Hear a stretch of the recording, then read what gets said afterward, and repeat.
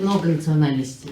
Но я считаю, что если ты живешь в определенной стране, то ты должен знать язык этой страны.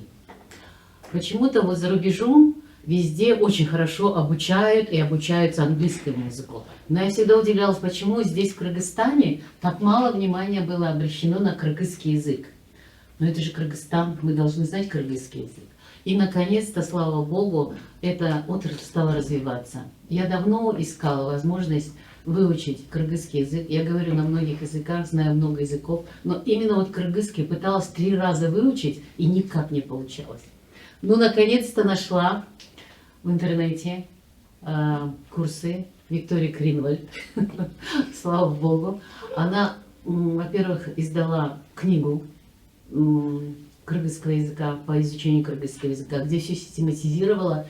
И мало этого, очень много упражнений, очень много практического материала, очень хорошее объяснение грамматики в таблицах, все это соединено.